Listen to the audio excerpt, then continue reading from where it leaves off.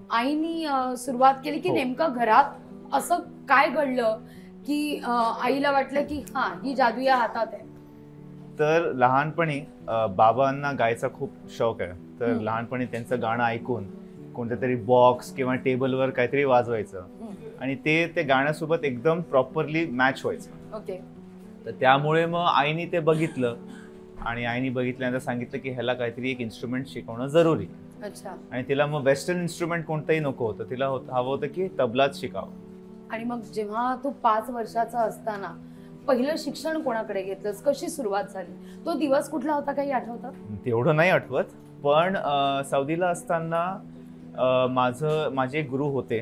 तुझं बालपण सौदीला? माझं बालपण सौदीला, हो. Okay. I was born and brought up in Saudi अच्छा. For about 7 years. मग त्यानंतर तिथे एक गुरु आहेत जे शिकवतात तबला. मग त्यांच्याकडे बेसिक सुरू केलं. ओके. मग जेव्हा आम्ही ऑलमोस्ट 7-8 वर्षानंतर हैदराबादला शिफ्ट झालो, ओके. तर तिथे मग प्रॉपर एका गुरुकडे मग मी जायला लागलो. विश्वनाथ सिताला नाव आहे त्यांचं, माझ्या गुरुजींचं.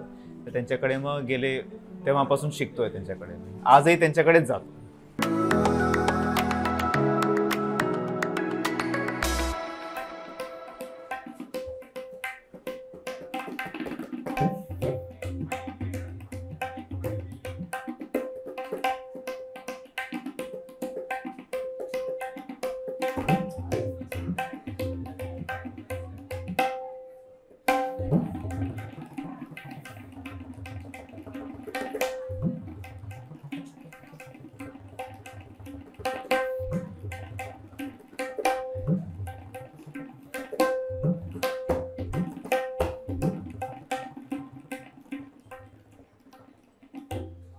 क्या बात. निखिल परळीकर. नमस्कार. हाय निखिल. Hi. नमस्कार. तुझं सोशल स्टार मध्ये मनापासून स्वागत. थँक्यू. मिले सुर मेरा तुम्हारा हे कधी घडलं? हे घडलं 24 वर्ष आधी, टू बी व्हेरी स्पेसिफिक. म्हणजे तू साधारण 5 वर्षाचा? येस. ओके. आईनी सुरुवात केली की हो. नेमकं घरात असं काय घडलं की आईला वाटलं की हां ही जादू या हातात आहे.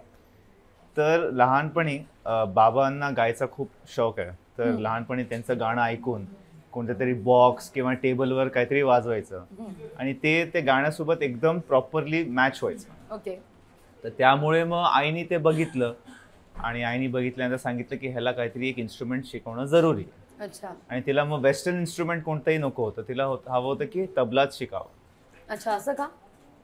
कारण तिला प्रॉब्ली त्याची आवड होती. ओके. तिने जाकीरजींना वगैरे कॉलेजमध्ये बघितलं परफॉर्म करताना. अच्छा. तर म्हणून मग तिचं असं होतं की ह्यानी काहीतरी करावं, तबल्यातच करावं. म्हणून ते तबला मला इंट्रोड्यूस केला. आणि मग जेव्हा तू 5 वर्षाचा असताना पहिलं शिक्षण कोणाकडे घेतलंस, कशी सुरुवात झाली, तो दिवस कुठला होता, काही आठवतं? तेवढं नाही आठवत, पण सौदीला असताना माझे एक गुरु होते. तुझं बालपण सौदीला? माझं बालपण सौदीला, हो. Okay. I was born and brought up in Saudi अच्छा. For about 7 years. मग त्यानंतर तिथे एक गुरु आहेत जे शिकवतात तबला. मग त्यांच्याकडे बेसिक सुरू केलं. ओके. मग जेव्हा आम्ही ऑलमोस्ट 7-8 वर्षानंतर हैदराबादला शिफ्ट झालो, ओके. तर तिथे मग प्रॉपर एका गुरुकडे मग मी जायला लागलो. विश्वनाथ सिताला नाव आहे त्यांचं, माझ्या गुरुजींचं. तर त्यांच्याकडे मग गेले, तेव्हापासून शिकतोय त्यांच्याकडे. आजही त्यांच्याकडेच जातो. पण तू जसा उल्लेख केलास निखिल की सौदी हां. सौदीत तबल्याचा तसा सुतराम संबंध नाही, म्हणजे हो. दूरपर्यंत भारतीय वाद्य म्हटल्यावर ते एक कुतूहल निर्माण होतं. हो. त्याच्यानंतर तू हैदराबाद मध्ये आलास. हो. हैदराबाद मध्ये आपण म्हणू शकतो की काहीसं भारतीय संगीताची थोडी तरी साथ मिळू शकते. हो. पण सौदी तर एकदमच फार वेगळं. हो. कसं होतं तिथे जेव्हा तू तबला वादनाला सुरुवात केली होतीस तेव्हा? तर खूप लोकांनी तसं अप्रिशिएट केलं आणि एक इंडियन सोसायटी आहेच तिथे, किती नाही म्हटलं तरी. बरोबर. तर इन्स्ट्रुमेंटसाठी गुरु मिळणे त्या काळी खूप मुश्किल होतं. Difficult होतं. आणि माझे गुरु होते पाकिस्तानी. ओ. ते लाहोरचे होते. तर त्यांनी मग ते सगळ्यांनाच शिकवायचे. तुझ्या गाण्यातून फ्युजन कुठून आलं, तर तिकडून आलं. In a way, yes, in a way. Okay. म्हणता येईल तसं. हा, म्हणजे सौदी शिक्षण, हो. गुरु पाकिस्तानी, हो, हो. तू स्वतः महाराष्ट्रातला. हो. हो. आईला हाऊस की हे शिक हो. तू तबला शिकावं. Yes yes. पहिला कधी परफॉर्मन्स दिलेला शाळेत असताना? शाळेत असताना तर मी रोज स्टेजवरच असायचो. प्रेयर सॉन्ग सोबत वाजवणं, म्हणजे मी कधी असं नॉर्मल लाईन मध्ये उभं राहिलोच नाही मुलांसोबत. Okay. मी माझं नेहमी प्लेसमेंट स्टेजवर असायचं. अच्छा. Early in the morning Nikhil कुठे तर स्टेजवर स्कूलमध्ये. म्हणजे सुरुवातीपासून स्टेज गाजवणं Stage. हेच होतं. Yes yes yes yes. पण तरी तू इंजिनिअरिंग केलंस, हो, म्हणजे केलं ना. अभ्यास सोडला नाही. अभ्यास म्हणण्यापेक्षा काय की आपल्या इंडियन पेरेंट्सला कुठे ना कुठेतरी एक्सपेक्टेशन असतेच की बरोबर. इंजिनिअरिंग किंवा डॉक्टर किंवा लॉयर असं एक असतं की एक सेफ्टीसाठी हम्म, असं म्हणता येईल. बरोबर. पण मग माझा इंटरेस्ट नेहमी म्युझिकमध्ये होता ऑलवेज. आणि Okay. मग इंजिनिअरिंग फिनिश केलं 2016 मध्ये आणि त्याच्यानंतर मग मी म्युझिकमध्ये फुल टाइम घुसलो. आता जर आपण बघितलं तर टॅलेंट हंटच्या माध्यमातून असू दे किंवा इन्स्टा रील्स असू हो. दे, पब्लिसिटी मिळायला लागल्यावर लोकांना असं वाटतं की आपण शिकणं गरजेचं हो, आहे. हो. पटकन आपल्याला प्रसिद्धी मिळते हो. आणि लोक ग्लॅमर म्हणून या क्षेत्रात आत्ता यायला लागले हो पुन्हा एकदा. हो पण मला असं म्हणायचं आहे की या क्षेत्रात जेव्हा तू वळलास तेव्हा हा. ती परिस्थिती नव्हती. हो. तेव्हा नेमकं काय होतं की म्हणजे तू कधी ठरवलंस की नाही आपलं पॅशन हे आपलं करिअर झालं पाहिजे? राईट. तर त्या काळी म्हणजे 2016 मध्ये बरोबर. इंस्टाग्रामवर 15 सेकंडचे व्हिडिओज बनायचे हॉरिझॉन्टल स्टाईलमध्ये. ओके. राईट. ओके. आणि मी तेव्हा सुरू केलं. अच्छा. हा. तर ते 15 सेकंदात मी कोणतं तरी एक गाणं निवडायचं हा. आणि त्याच्यासोबत तबलाचं एक्सपेरिमेंट करून व्हिडिओ टाकायचं. ओके. असं मी ऑलमोस्ट 8 ते 9 महिने केलं. कॉन्स्टंट सुरुवात इंस्टाग्रामवरच सुरुवात ओके. केली. मग हळूहळू युट्यूब मध्ये गेलो मग. पण that was a later stage. अच्छा. तर इंस्टाग्रामवरून जेव्हा सुरुवात केली तर मग जे मी व्हिडिओज बनवायचो तर त्याला रेकग्निशन मिळायला लागलं. खूप चांगले कॉमेंट्स आले. म्हणजे ज्या आर्टिस्टचं गाणं वाजवायचं त्यांना ते लोक अप्रिशिएट करायचे, ते रिपोस्ट करायचे. तर तिथून एक हिंमत मिळाली की जरा probably I am doing something right. जो आर्टिस्ट त्याचंच गाणं जर त्याला आवडायला लागलंय माझ्या व्हर्जनमध्ये तर it must be something right that I am doing. तसं वाटलं. मग त्याच्यानंतर युट्यूब सुरू केलं. ओके. आणि मग युट्यूब 2018 मध्ये फुल टाइम सुरू केलं. अच्छा. आणि म्हणजे त्याच्यानंतर 2 वर्षातच लगेचच हा म्हणजे 1.5 वर्ष म्हणता येईल. हा. 1.5 वर्षात मी सुरू केलं. आणि मग त्याच्यानंतर शोज सुरू झाले. मग ऑटोमॅटिकली शोजचे इनबाउंड क्वेरीज यायला लागले, लोक शोजसाठी बोलवायला लागले. मग तिथून ते सगळं सुरू झालं सगळं. निखिल, आपण बोलता बोलता उल्लेख करतोय की 2016ला इन्स्टावर तू आलास. हो. त्याच्यानंतर लगेचच 2 वर्षात युट्यूब. हो. पण हे इतक्या पटकन होत नाही. याला हो. अविरत मेहनत असते. हो. याला घोर मेहनत करावी लागते. हो. आणि याच्याकरता साधनेची खूप गरज येस असते. येस. तुझं शेड्यूल कसं असतं नेमकं? कारण तुझ्याकडे बघितल्यावर कळतंय यू आर कूल गाय. त्यामुळे साधनेचं तुझं गणित कसं आहे? कसं तुझा दिवस कसा सुरू होतो? तर दिवसातून 1 तास तरी मी रियाजासाठी काढतोच. अच्छा. कितीही बिझी असलं तरी, काहीही असलं तरी तो रियाज जर मी नाही केला तर मग पुढे काही जाणारच नाही. मला काही जास्त मग सुचणारच नाही. तर I make it a point की तासाभराचा रियाज करायचाच. जर नाही झालं तर मग काहीतरी ऐकायचं तरी कमीत कमी. कारण माझा असा विश्वास आहे की ऐकल्याने माणूस खूप शिकतो. एक्झॅक्टली. म्हणजे म्युझिक स्पेशली मला असं वाटतं. कॉलेजमध्येही असताना क्लासेसच्या मध्ये जेवढा वेळ मिळायचा तर त्याच्यामध्ये मी शास्त्रीय म्युझिकच ऐकायचो. अच्छा. हो. ओके. जाकीरजींची रेकॉर्डिंग असू दे, उस्ताद अहमदजान थिरकवाजींची रेकॉर्डिंग असू दे, कोणाचीही रेकॉर्डिंग असू दे, ते मी ऐकायचो. आणि त्यासोबत मग मी इलेक्ट्रॉनिक म्युझिकही ऐकायचो. म्हणून मग ते फ्युजन झालं त्याचं. ओके. आर्टिस्ट लाईक से अविची और से मार्टिन गॅरिक्स वगैरे. मार्टिन गॅरिक्स आता ऐकायला लागलो मी. पण चेन स्मोकर्स किंवा स्क्रिलेक्स वगैरे असे मी तेव्हा खूप ऐकायचो. तर ते कुठेतरी जाऊन एक आयडिया डोक्यात बसली की जर तबला ह्याच्यासोबत जर वाजवला तर कसं साऊंड होईल. जास्तीत जास्त काय होईल तर इट विल साऊंड बॅड. जेव्हा पहिल्यांदा फ्युजन केलेलं होतंस तेव्हा नेमकी काय आयडिया होती? कसा प्रतिसाद त्यांना मिळालेला? कारण तुझा फोटे जास्तीत जास्त फ्युजन. हो हो हो. तर तेच एक बॉलिवूडचं गाणं होतं ते मी कव्हर केलं. आणि त्या आर्टिस्टला ते गाणं आवडलं, ते व्हर्जन आवडलं माझं. तिथून मग ते एक मला पुश मिळालं की नाही मी अजून करू. मग ते मी ते करत गेलो. मग मी दिवसाला 2 व्हिडिओज टाकायचो. अच्छा. एवढं मला ते आवडायला लागलं करायला. That's how the journey begin. He journey begin झाल्यानंतर हळूहळू ही जर्नी साता समुद्रापार तर सुरू झाली होती, हो. पण नंतर नंतर आता इन्स्टाच्या माध्यमातून, यूट्यूबच्या माध्यमातून गावखेड्यापर्यंत सुद्धा पोचली, आपल्या देशात सुद्धा हो, पोचली. हो, हो. तू जेव्हा हे सगळीकडे शोज करतोस हा. तेव्हा तुला कसा प्रतिसाद मिळतो? कारण हे वाद्य भारतीय वाद्य, हो. सौदीमध्ये तू जेव्हा वाजवतोस, हो. तू जेव्हा ऑल ओव्हर वर्ल्ड प्ले करतोस, हो. तेव्हा एक्सपिरियन्स कसा असतो? तर ऑल ओव्हर वर्ल्डला केटर करायला मी फक्त तबलाच नाही, मी त्याच्यासोबत मग जॅम्बे वापरतो, which is an African instrument, darbuka which is a Middle Eastern instrument, किंवा अजून काही पर्कशन इन्स्ट्रुमेंट्स असतात, मी ते माझ्या सेटमध्ये असतात ते. अच्छा. आणि that is how then I perform. आणि त्याला by God's grace and people's love I get a very good response. म्हणूनच करतोय मी. आम्ही जे करतो आर्टिस्ट ते लोकांसाठीच करतो. End of the day we entertain people. Exact. पण तुम्ही दुसरा, माझं तर असं म्हणणं आहे की तुम्ही दुसऱ्याला आनंद जेव्हा द्याल जेव्हा तुम्ही स्वतः आनंद घ्याल. येस, अगदी अगदी.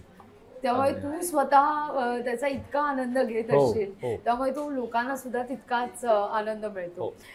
काही असा एक्सपिरियन्स आठवतोय की कोणीतरी आलंय आणि तुला अफलातून दाद दिलीये, म्हणजे तुलाच कळलं ना की अरे इतकी जादू आहे माझ्या या बोटांमध्ये?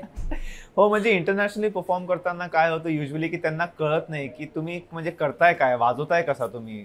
तर सिंगापूरला असताना एका शो नंतर मग ते येऊन माझे मग बोटच बघायला लागले, मग असा हात लावून की कसं वाटतं तुला वाजवल्यानंतर, मग हे कसं वाजतं वगैरे, मग एक्सपेरिमेंट करून बघायचा वगैरे. तर तेव्हा एक वेगळी फिलिंग आली मला की म्हणजे लोकांना खरं किती हे अम्युझिंग वाटतं. की मी जे करतोय ते मला जे आवड आहे ज्याची मी ते करायला लागलो, पण लोकांसाठी खूप अम्युझिंग आहे and which is a blessing actually. फक्त युथच नाही तर तुला मिळणारा प्रतिसाद हा सगळ्याच वर्गातून हो. मिळतो. हो. आणि यावेळी मात्र जेव्हा तू अशा लोकांमध्ये जातोस, त्यांच्याशी संवाद साधतोस, तेव्हा प्रत्येकाकडून काहीतरी शिकण्यासारखी गोष्ट अगदी असेल. अगदी अगदी. तू तुझ्या या रोजच्या टेक्निकमध्ये त्याचा कधी उपयोग करतो? कसा उपयोग करतो? म्हणजे आता तू उल्लेख सुद्धा केलास की झाकीरजी यांचं म्युझिक तू खूप ऐकतोस. असं कुठलं म्युझिक आहे किंवा कुठली अशी गोष्ट आहे की तुला त्या त्या कलाकारांकडून घेण्यासारखी वाटते आणि आपल्या ती आत्मसात करावीशी वाटते? आता झाकीरजींचे खूप असे ते ठराविक काही कॉम्पोजिशन्स ते वाजवतात त्यांच्या सोलोमध्ये. तर ते जे काही बंदिश वाजवतात ते बंदिश मग मी काय करतो की कोणतं जर गाणं असतं तर त्याच्यामध्ये फिक्स करण्याचा प्रयत्न करतो. अच्छा. ते त्याच्यामध्ये आणि जर ते चांगलं साऊंड करतंय then I play it. I like to play it in a live set also. मग मी ते इंस्टाग्रामवर सुद्धा तसंच वाजवीन, मग यूट्यूबवर सुद्धा तसंच वाजवीन. सगळ्यांकडून काही ना काहीतरी शिकायला मिळतं, एव्हरी आर्टिस्टकडून अँड एव्हरीडे लोकांना जे सुद्धा जे भेटतो मी त्यांच्याकडूनही काहीतरी शिकायला मिळतं. It could be related to music, it could be related to life.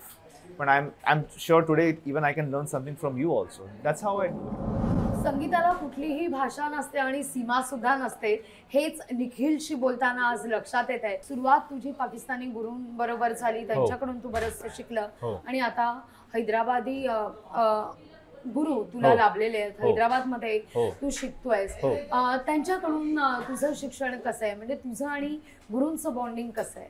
माझं आणि गुरुचं bonding is like father and sun.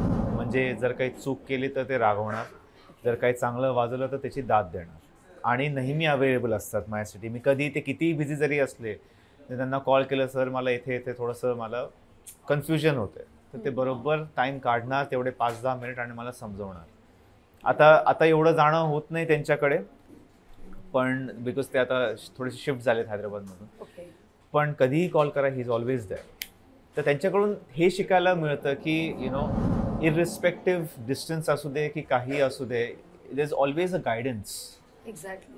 Which is very important for a musician. आणि तो गायडन्स तुम्हाला योग्य वयात योग्य वेळी मिळाला तर तो योग्य ठिकाणी तुम्हाला पोहोचवत असतो.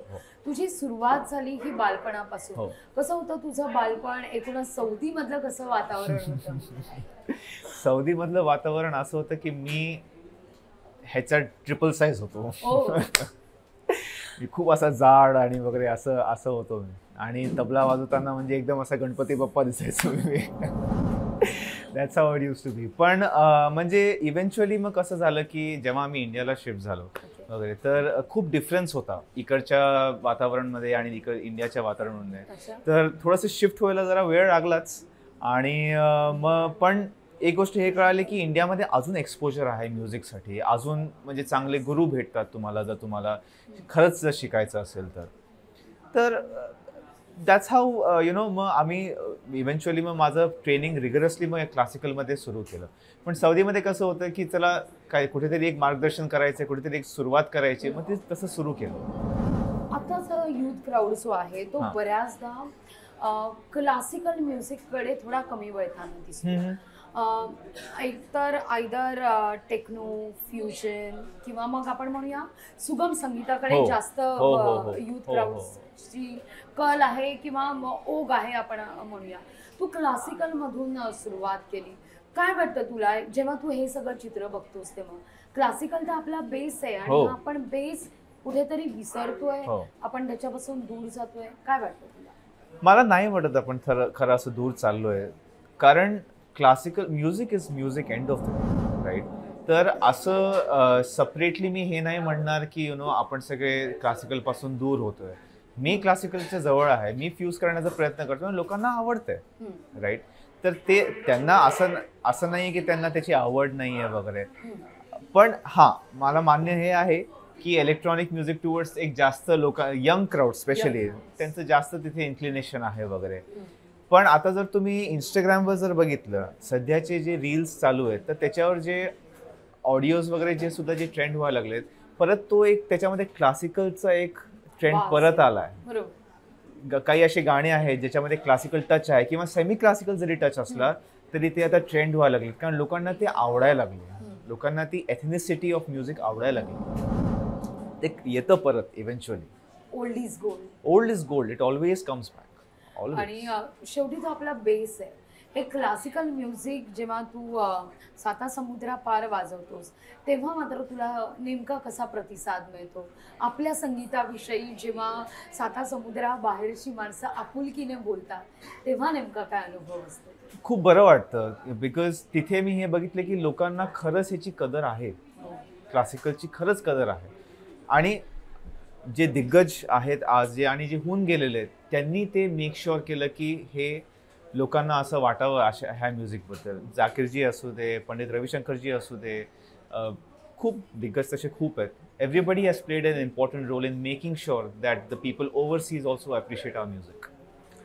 पण आता जे टॅलेंट शो जे असतात, या टॅलेंट शोच्या माध्यमातून पण अनेक कलाकार घडतात किंवा आपण म्हणूया की इन्स्टावर आपल्याला एखादं रील्स व्हायरल झालं किंवा तुफान प्रतिसाद मिळाला तर आपल्याला असं वाटतं की अरे आपण काय कमवलंय. पण हे साधनेशिवाय अशक्य असतं. हो. तुम्हाला साधना करावी लागते, तुम्हाला चांगला गुरु लाभावा लागतो.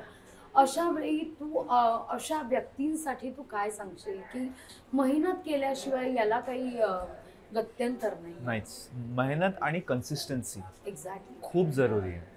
तुम्ही जेवढी मेहनत कराल तेवढी कमीच पडते, आणि कन्सिस्टंट नसाल तर जी एवढी मेहनत केली आजपर्यंत ते सगळी वाया जाते.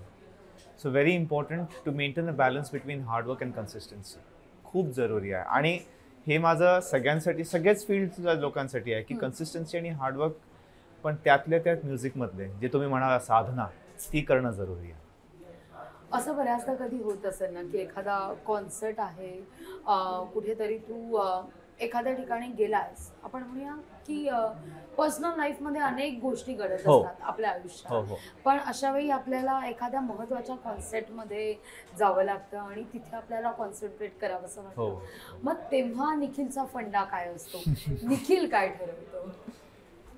फंडा खूप सिम्पल आहे आणि खूप स्ट्रेट आहे. जेव्हापर्यंत मी स्टेजवर नाही आहे तेव्हापर्यंत सगळं personal life. Once I am on the stage, माझं एक स्लोगन आहे जे मी माझ्या डोक्यात चालतं की स्टेज मेरे बाप का है. स्टेज मेरे बाप का है. अरे वा. That is how I start performing. This is how I have always done it. आणि मग ती अशी भरभरून दाद येते. भरभरून दाद येते. लोकांना आवडतं, मला आवडतं परफॉर्म करायला. मी फुल टाइम परफॉर्मरच आहे. मी नेहमी स्टेजवर होतो लहानपणापासून. ॲज आय मेन्शन की मी शाळेमध्ये सुद्धा स्टेजवर होतो. त्याच्यानंतर कॉलेजमध्ये असताना सुद्धा माझा एक फ्युजन बँड होतं, तेव्हाही स्टेजमध्ये होतो. मग कॉलेज सोडल्यानंतर सुद्धा आताही स्टेजवर आहे. कधी अशी मराठी गाणी वगैरे वाजवली आहेत ना, लावणी वाजवलेत मी, अगदी वाजवलेत. हो. आणि त्याच्यावर असे फॉरेनर थिरकताना पण बघितले. हो. Good good. त्यामुळे आपण बोलता बोलता सहज उल्लेख सुद्धा होतो बऱ्याचदा की नुसतं पारंपरिक किंवा आपलं जे पिढी जात चाललेलं आहे त्याच्यावरच निर्भर न राहता नाव यू हॅव टू तुम्हाला एक्सपेरिमेंट करणं हो, गरजेचं आहे. अगदी. जर तुम्हाला पुढच्या काळात टिकायचं असेल तर तुम्हाला एक्सपेरिमेंट केल्याशिवाय गत्यंतर नाही. हो. अशा स्थितीमध्ये निखिलकडून रोजच्या रोज काय एक्सपेरिमेंट केलं जातं, कसा तो अभ्यास केला जातो, Right. वेगवेगळ्या म्युझिक बद्दल नेमकं काही वाचलं जातं का, काही व्हिडिओज काही पाहिले जातात का, कसा असतो तो सरावाचा काळ कसा असतो? तर मी आधी तर ऑडिओ ऐकतो मी, म्हणजे जे काही मोठे लोकांचे जे काही ऑडिओज आहेत किंवा जे काही बंदिश लोक वाजवतात ते मी ऐकतो. त्याच्यानंतर काही व्हिडिओ रेफरन्सेस आहेत. यूट्यूब एवढं मोठं हे आहे, ब्रॉडकास्ट चॅनल आहे, त्याच्यावर आपण खूप गोष्टी बघू शकतो. मी ते बघतो. मला तरी वाटतं की म्युझिकची जी जर्नी आहे अँड एव्हरी म्युझिशियनचं च्या जर्नीमध्ये त्यांनी ऐकणं आणि बघणं खूप जरुरी आहे. ओके. तेव्हाच तो खरा शिकतो. तुम्ही जी घेता गुरूंकडून ते त्यांच्याही गुरूंनी त्यांना शिकवलेलं आहे. बरोबर. ते येतं विथ जनरेशन्स. एकदा शिकवलं, एकदा तुम्हाला ABCD माहिती झाली त्याची, मग तुम्हालाच त्याचे सेंटेन्सेस फॉर्म करावे लागतात आणि मग सेंटेन्सेसचं पॅराग्राफ कसं बनवायचं हे तुमच्या इनोव्हेशनवर असतं. इनोव्हेशन कधी होतं? जेव्हा तुम्ही ऐकता, जेव्हा तुम्ही जास्त बघता. हे खूप इम्पॉर्टंट आहे आणि मी तेच करतो. आणि हाच तुझा मंत्र आहे? हाच माझा मंत्र आहे. मी आताही इथे येताना सुद्धा मी काही म्युझिकच ऐकत होतो. घरी असताना, रात्री झोपताना सुद्धा मी म्युझिक ऐकतो. नाहीतर कोणत्या तरी मोठ्या दिग्गज आर्टिस्टचा मी इंटरव्ह्यू बघतो. ओके. त्यांचे एक्सपिरियन्सेस बघतो. एक्सपिरियन्सेसवरून शिकायला मिळतं. खरंय. त्यामुळे जर तुम्हाला उत्तम वादक व्हायचं असेल तर उत्तम पाहण्याखेरीज, उत्तम ऐकण्याखेरीज हा पर्याय नाहीये. येस. आणि सतत तुम्ही त्या फ्लो मध्ये असलं हो, पाहिजे. अगदी. आणि मग तो फ्लो तुम्ही रियाजमध्ये सुद्धा दाखवायचा. रियाजशिवाय काहीच नाही. रियाजाशिवाय त्याला ती ब्युटीच नाही त्या इन्स्ट्रुमेंटला. निखिल, तू खरंच खूप महत्त्वाचं सांगितलंयस की जरी आपण रुळलेल्या वाटेवरून जरी आपण चालत असलो तरी आपल्याला आपली वाट ही नवी जर करायची असेल तर आपल्याला आपला अभ्यास करणं नितांत गरजेचं आहे. अगदी. केवळ आपण इतरांचे इंटरव्ह्यू बघून किंवा इतरांचं ऐकून मोठं होत नाही तर स्वतः सुद्धा याकरता मेहनत घेणं गरजेचं आहे. अगदी. आणि आपण जर मन स्वतःच जिंकलो तर मात्र व्यासपीठावरून आपण अनेकांची मनं जिंकू शकतो. ॲब्सोल्युटली. हाच तुझा जगण्याचा मंत्र.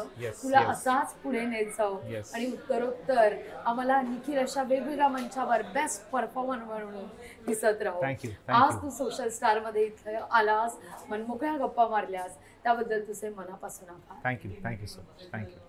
सोशल स्टार मध्ये आता वेळ झाली आहे इथंच थांबण्याची. पुन्हा भेटणार आहोत एका नव्या व्यक्तीसह, त्याच्या यशोगाथेसह. तोवर पाहत राहा फक्त लोकशाही मराठी.